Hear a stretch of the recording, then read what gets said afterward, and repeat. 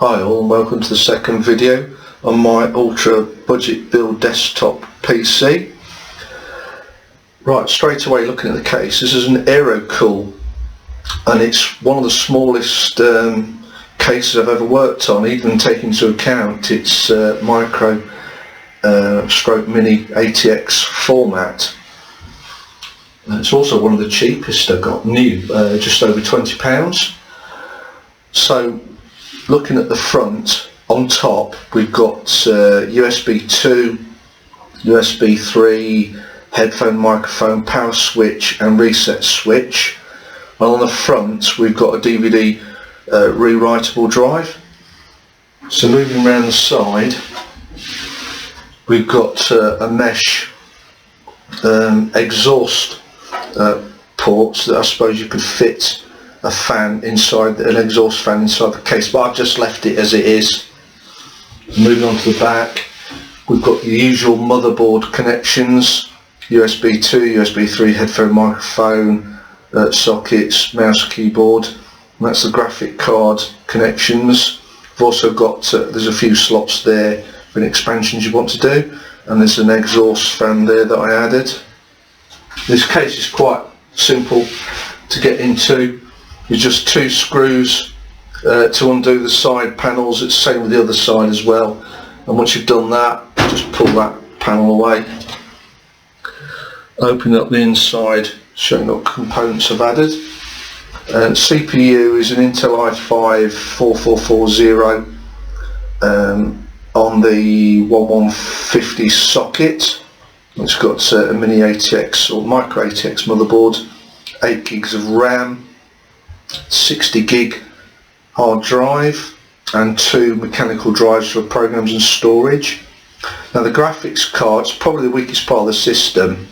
It's an evga GT740 superclocked 4 gig. The reason I say it's probably the weakest part is it's the minimum specificated graphics card I suppose I could put in this system that will give you reasonable frame rates when playing games.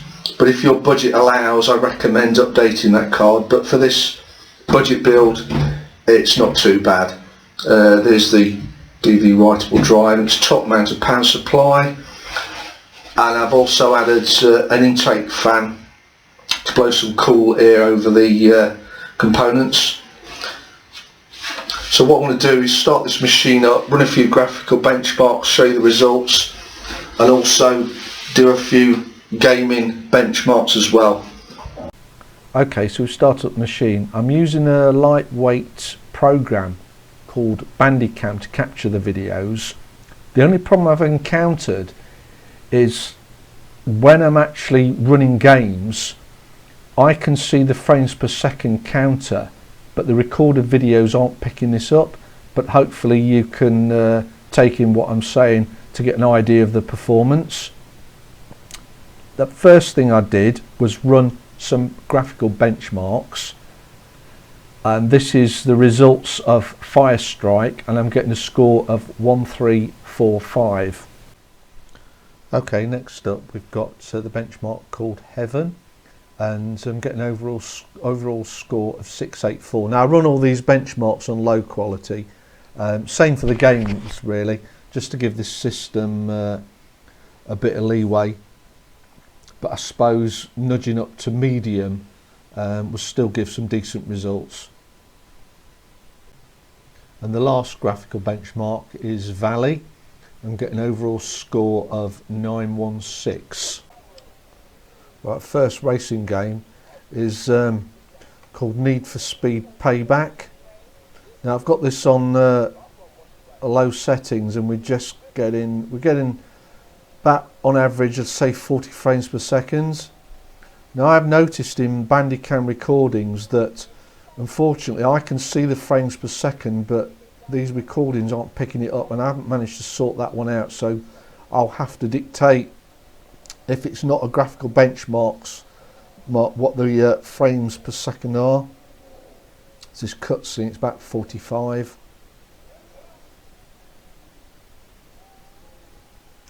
Not quite reaching 50, but from what I've seen so far in the early stages, it's it's a pass, I suppose, this one.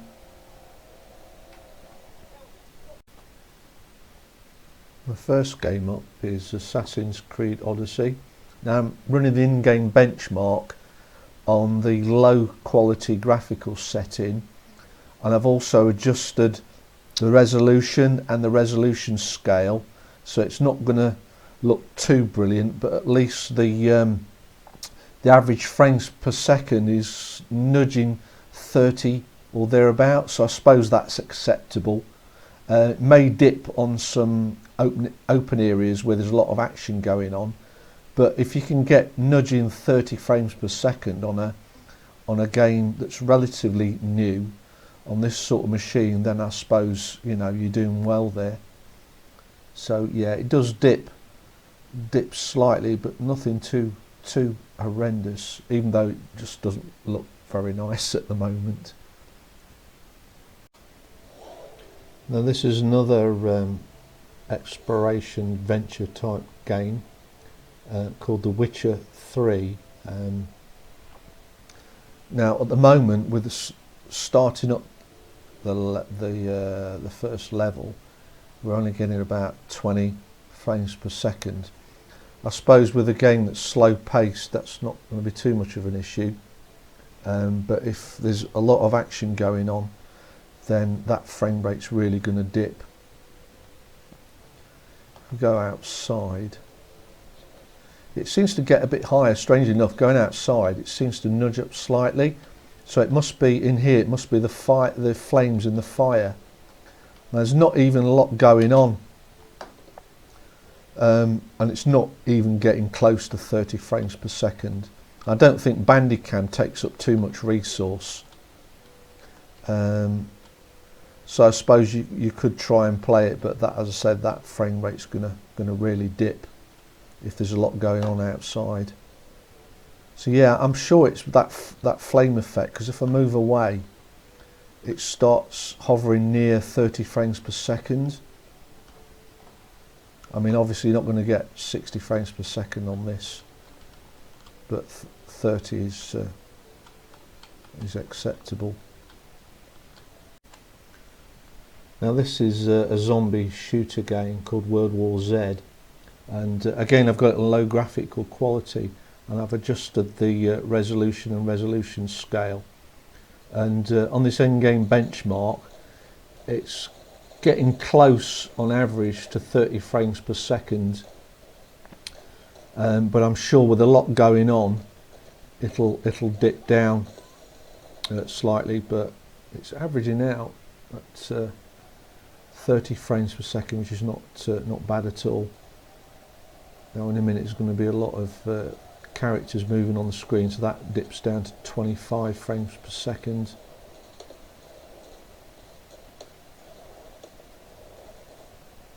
Getting close to 20 frames per second. So I suppose we could get more a better performance if we nudge that resolution scale down a bit, but it won't look not very good.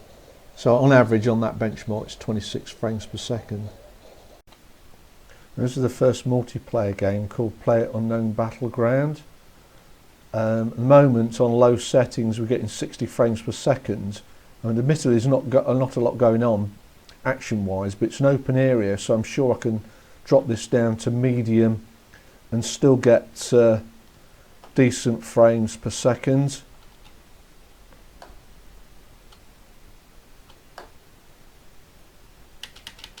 As it doesn't look too taxing on the system at the moment.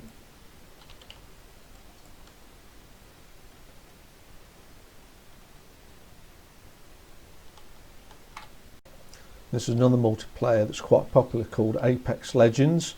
Now in-game record modes within bandicam wasn't actually recording the video, but it was showing the frames per second. So what I've done is changed it to screen recording mode.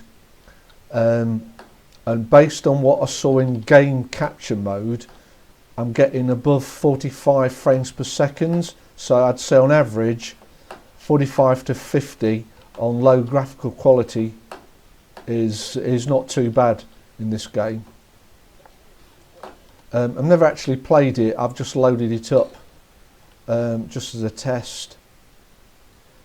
Even in this in open areas, I'm getting 45 to 50 frames per second, which is it's not too bad.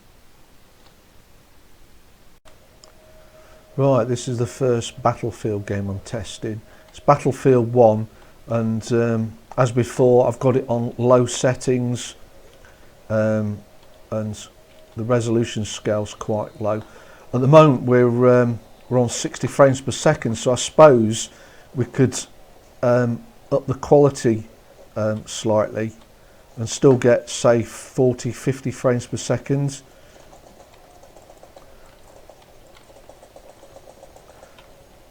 So yeah, if you're going to play this game on with this sort of system, I'd say up the resolution scale and maybe up the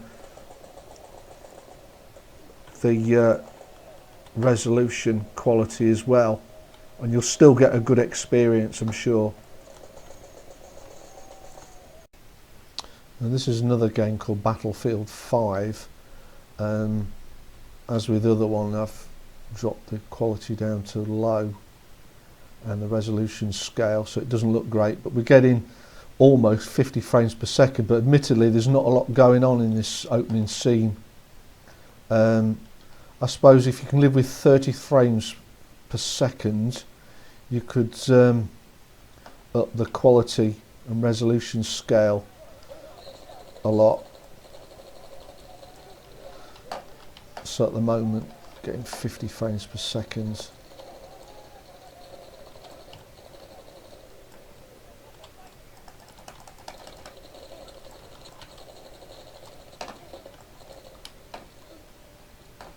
Okay, so that's Battlefield 5. This is another quite a popular multiplayer game that's not really too taxing on a system like this, called Counter-Strike Global Offensive, or as a lot of people call it in short form, CSGO. Now, for some reason, if I've got it on game capture mode, it's not displaying the frames per second, and it's not even recording the video. So I put it in screen capture mode, which seems to work. I've got a lot of the settings, graphical settings, on low and some at medium, and it's quite playable, so I'm assuming from the looks of it this is about 50 frames per second and above, but I suppose putting all the settings down to low, you'd probably get getting on for 60 frames per second. So it's a very popular game, this is.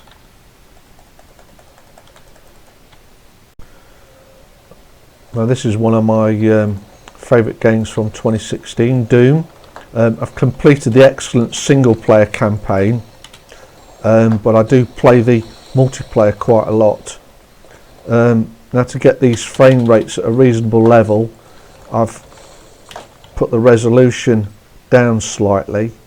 I've reduced the scale reduced it by 50%, and I've got it on low quality graphical settings. At the moment, we're getting on average, I'd say, 40 frames per second, which is supposed is acceptable.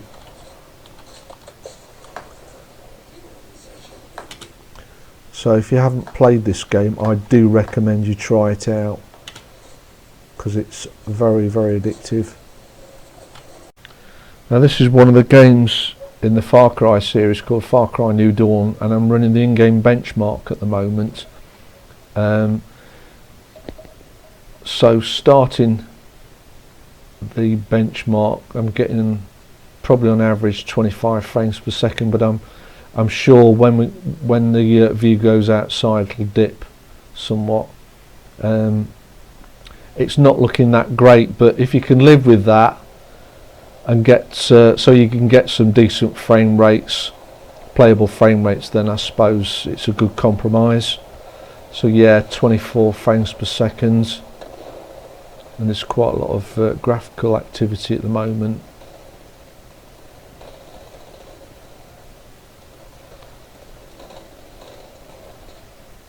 So yeah, it's hovering about 25 frames per second. It's a shame because just five frames per second more at 30, it would have been a better experience. But yeah, 25 frames per second is the average. First football game. This is FIFA 18, and I've taken the default settings. At the moment, getting a pretty acceptable 30 odd frames per second average, which for a game like this, that's just fine.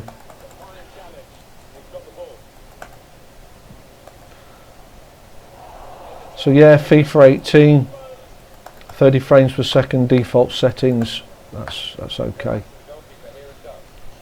This is a very popular multiplayer game called Fortnite. I've got on low quality graphical settings as usual, with a 50% reduction in resolution scale. Similar problem to what happened in one of the other games. In game record mode, it would show the frames per second but wouldn't record the video. So I've got it in screen capture mode, and based on the settings in game record mode, I'm getting 55 to 60 frames per second, which is excellent for this sort of game. Even when there's some action going on, I'm getting those ratings, and even going outside. It's not really a taxing game on this sort of system. So yeah, it's definitely a pass with that, even though I'm not very good at this game. This is Grand Theft Auto 5. It's a fairly old game, but it's still used in graphical gaming benchmarks today, and it can still tax a system. At the moment, not a lot going on. We're getting just over 40 frames per second, which is decent enough. But you've got to take into account that I've had to nudge the resolution scale down, and all the settings are set to low. But I think you might be able to get away with putting those up a bit and then getting 30 frames per second on the game. It's just your whatever you prefer, really. But if I was playing this game, I'd be happy with this setting.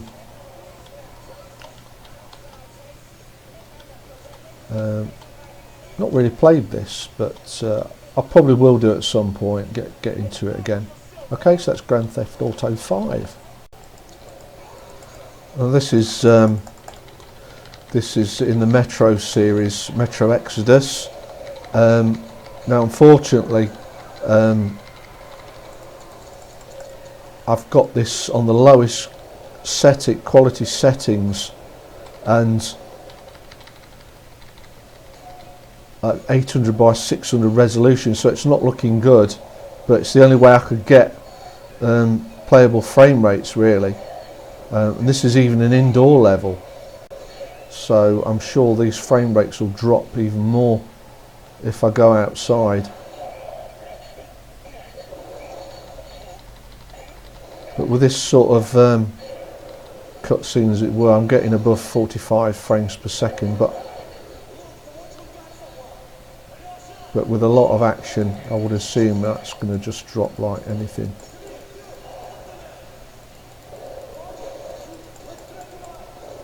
So I can't really say that this is. I mean, you can probably play some parts of it, but when it gets graphically intensive, I think it'll just be unplayable, which is not surprising, really, because this can break a lot of systems frames per second wise. So it's even dipping below 20 now.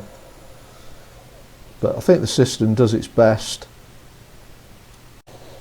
Well, this is the second game in the Rage series. Now, I did actually enjoy the first Rage, which must have been, oh god, 8-9 years ago now, release.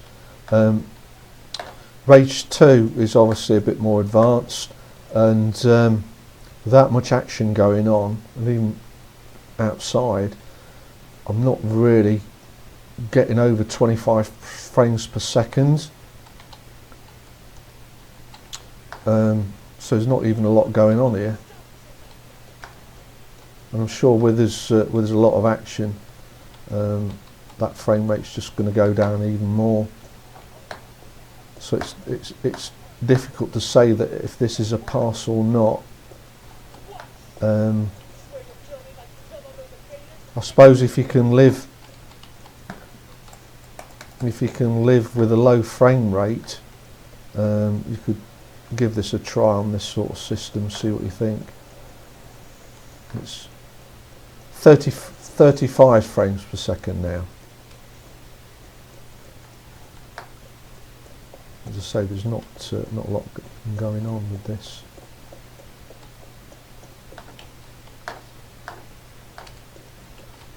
I suppose indoors the frame rate's going to be a bit more acceptable. As soon as you go out, that frame rate just drops like a stone. Okay, so that's Rage 2. This is Shadow of the Tomb Raider, and I'm running the in-game benchmarks, and I've got it on all low settings, and unfortunately it doesn't look like this is going to be very playable. It's not even breaking 20 frames per second. So unfortunately this is not going to pass, I'm afraid.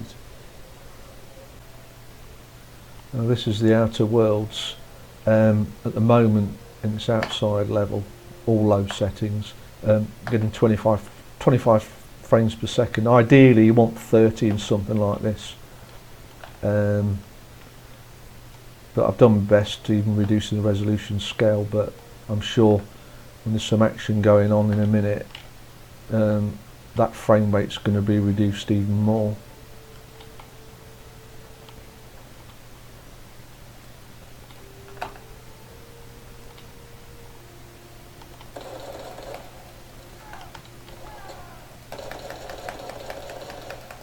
Surprisingly, it doesn't reduce by that much. It's even nudging over 30, so I'm not quite sure what's happening there. So I suppose it's playable if you can live with those really low graphical settings. Now this is a game in the Wolfenstein series. It's Wolfenstein New Colossus.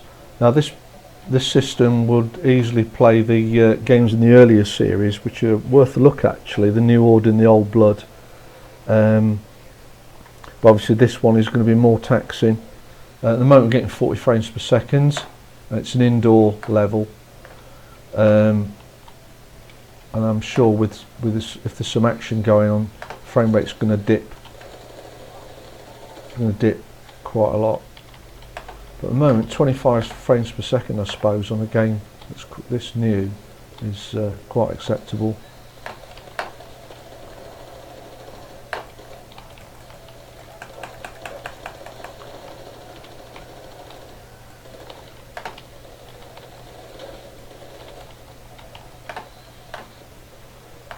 Obviously with more characters on the screen, the frame rate's going to go down quite a lot, but yeah, I suppose this is acceptable.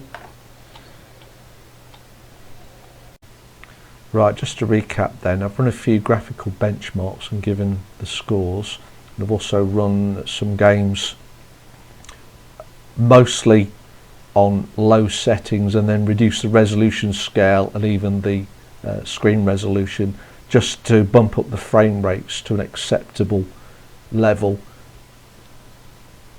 If you want me to run this system on any other games, just drop me a line and I'll test them. I suppose the weak point really is that graphics card, but as I explained earlier, it is the minimum specification to get some playable frame rates on some of those recent games.